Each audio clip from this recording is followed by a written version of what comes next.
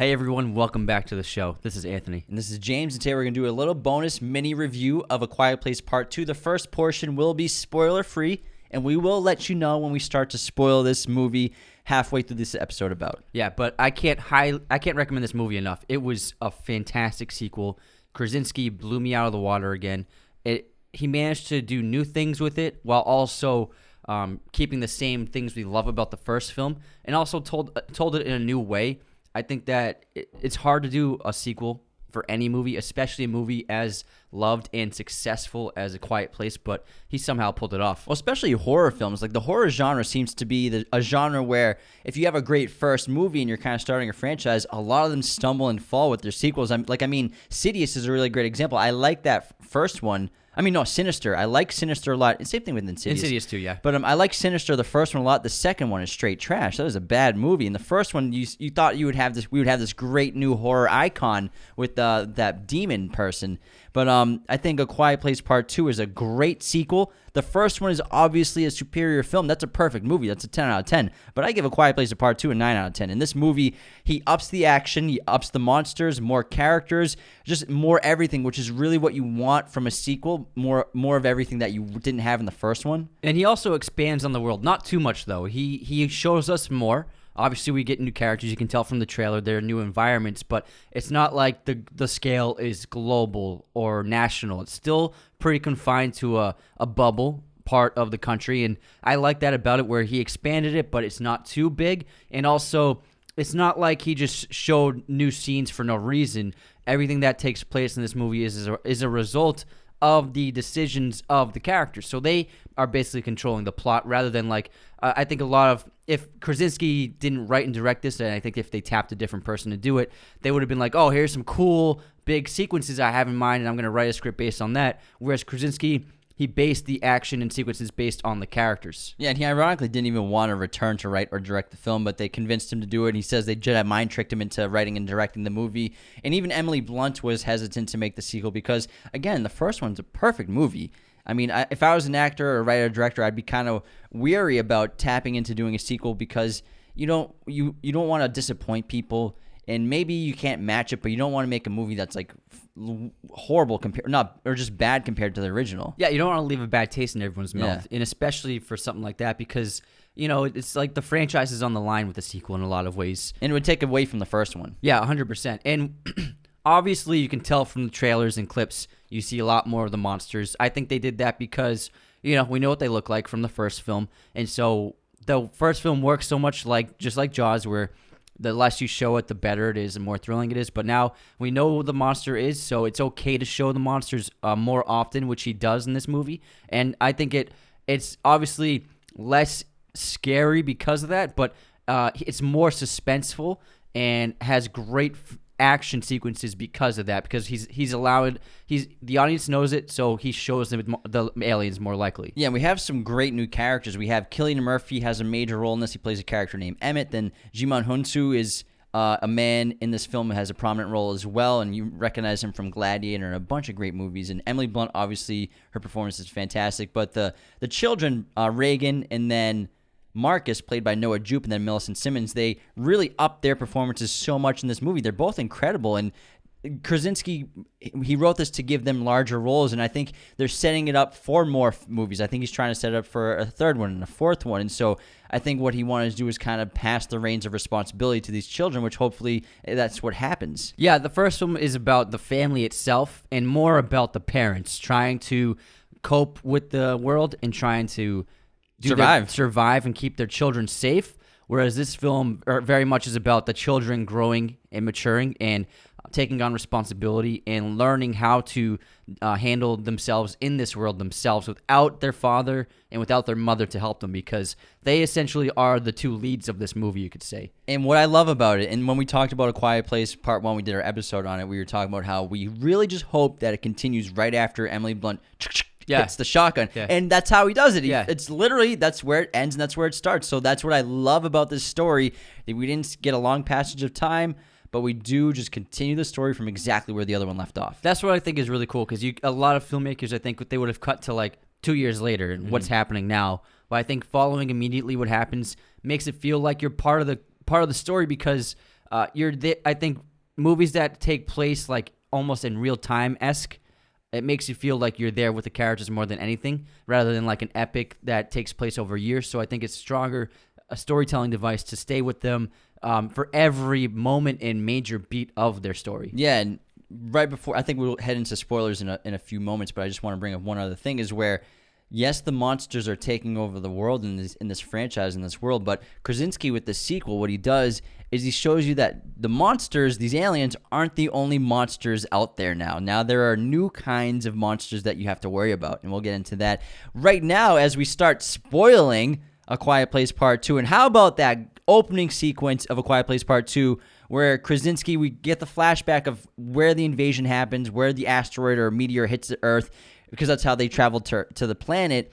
And I've never seen anything like it to that extent where you've obviously seen movies where a meteor crashes and everyone watches it, but to show it at like this baseball game and just how people would actually react if they saw this giant ball of fire falling to the ground. I think it was completely authentic because you would usually see a movie and people would just start running away like, ah! But in reality, people react to things in a very usually responsible way. They don't people don't generally panic too quickly. So it's something where like if you saw that in real life, you'd be like, oh my God, what is that? And you're like, obviously you feel unease about it and you kind of are scared, but you're not just gonna like fall into hysteria. You're not gonna jump in your car and just book it like somewhere. You're gonna try to go home. Obviously everyone knows that this could be a dangerous situation, but they aren't sure. I mean, things happen in the world, and so I think it was such a realistic depiction of how a crowd would react to seeing something like that in the sky. Yeah, and we get a very similar scene. I immediately thought of War of the Worlds when I watched them running from the monsters that started taking over, because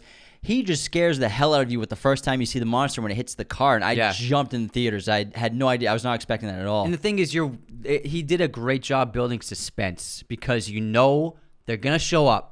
At any moment, these aliens are going to start attacking the town, but you don't know when. And Krasinski just slowly rolls out this sequence where everything seems okay. I mean, obviously everyone's on edge, but like, no one's in danger yet. And you're just waiting, like, when's it going to show up? When's it going to come out? And then when the alien does show up and just bashes that car, it's so shocking. And it's because he did such a good job building the suspense. And it also reveals a lot about the character Lee, because I think the movie, the second one, just needed some of him. We needed to see Krasinski a little bit more. I think that's one of the reasons why he wanted to do the flashback, is you need his presence back. And also, you want to see what he was like. Yeah, exactly. Before. So we get to see how he reacted to the situation of this alien invasion and how he's trying to be very smart and safe and try to understand what's happening at the same time, while other people, like in that restaurant, like the guy's praying, and he covers his mouth because Lee realizes that they're attracted to noise pretty quickly and faster than everybody else. And obviously the phone goes off and everyone gets screwed. But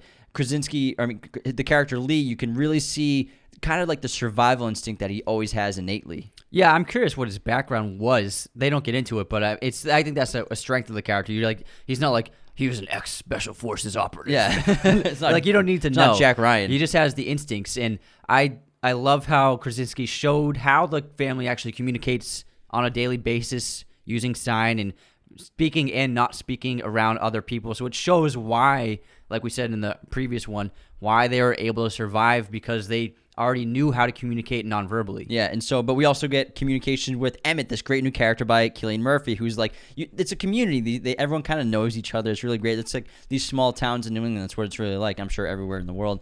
But Cillian's a great character because he's family friends, but then we find out that he's one of the people who survived the alien invasion. He's still left. He lost his family, and he has this pretty great bunker situation where he kind of hides underground in a way, and like he's under a coal mine. Yeah, and so when the family is traveling and trying to find new places, they go to the fires that Lee, every night when he would light the fires, they go to find the other people who have survived. But this movie, it's so shocking because the family's traveling, and at first it's intense situation when they take their first steps off the sand trail, and obviously they're able to walk quiet enough so they don't disturb anyone.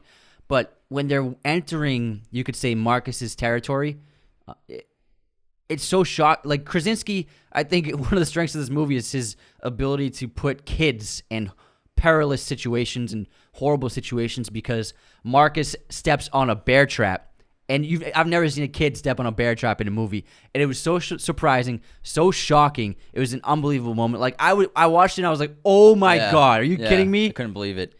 And the thing with, and also what I love about this movie is Reagan. She just becomes a great character because she has this power now. She understands how to fight back against the aliens after they discover what they could do with her hearing aid that Lee tried to put together. And so she takes it upon herself to want to save everyone in a way. And they hear the broadcast of the song, which we find out later is a subliminal message to come to the island, to come across the water. But she wants to try to find those people to broadcast the signal of the, whatever you would want to call it, the frequency that makes them go crazy and that they can't stand.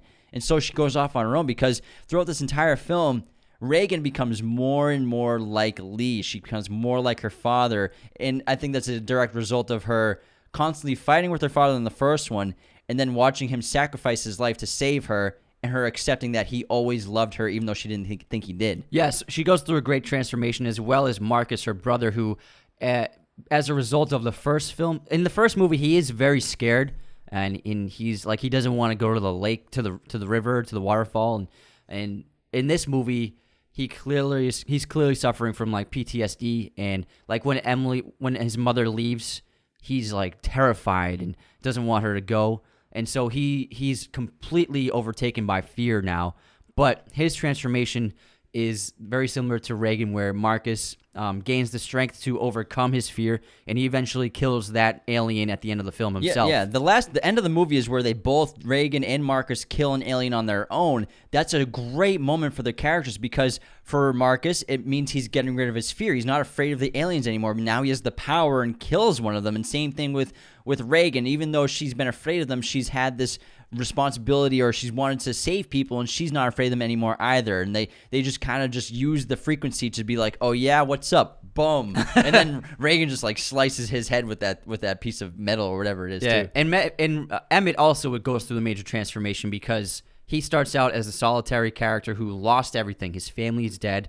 He watched his wife suffer and basically die slowly, and he just lives by himself and doesn't want anyone near him. Like when the family shows up, he's like, you have to leave immediately. And it takes it takes the conversation with Emily Blunt's character to understand that it's important to save Reagan because we have to keep fighting. He basically lost his will to fight because Reagan's worth saving. Yeah, Reagan's worth saving. And then when he finds Reagan, she convinces him to try to save everyone rather than he wants to just take her back. And this great line where he says, "I have to take you home," and she's like, "What home? Where's my home?" Because everything's been destroyed and everything's gone. So the only thing they can do and should do is try to salvage everything. And then we're introduced, they have like this super team up there. The two of them are just on a mission now to find a boat and like find this transmission wherever the station is. And we are introduced to not just aliens, but other kinds of monsters where Emmett's trying to warn them of what this apocalypse basically in this invasion has done to other people. And they don't understand what people are like now. They seem like when we're introduced to these, just not even humans anymore. They're just monsters, really. They're like cannibals, you can assume, and you can assume they're going to do nothing but terrible things to Reagan. When they get to the port. Yeah, when they get to the port. But fortunately, Emmett is able to, cleverly save both of them in the situation and tells her to dive. And, we get a reference of that earlier on. That's a great sequence, and it makes sense to these people who are living on the water because we learn when the aliens attack that they can't swim. Like they were able to, that alien in the first one was able to like I think glide under the water in the basement because it was shallow. It's shallow, so it was probably touching the floor.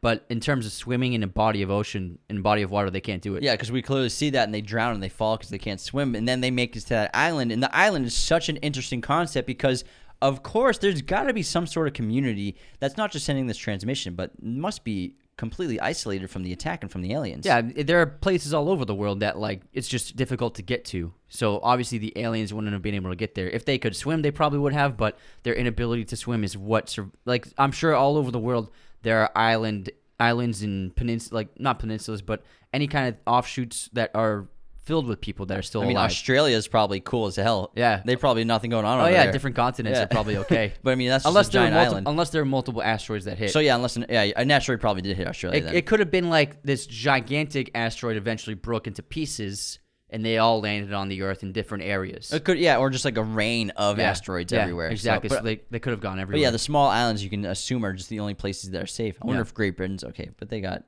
bridges, right? They could have gotten there. Yeah. They're probably everywhere except Yeah. for islands, Yeah. small ones. Mm-hmm. But and then we're introduced to Jimon Husu, who's awesome, and he's kind of like the leader of this refuge in this community. And it's so odd to see, and we obviously see Emmett and Reagan's reaction to seeing people like laughing and making noise and having a barbecue and just living peacefully, and it's so odd for them. But Krasinski's smart with his writing because he doesn't.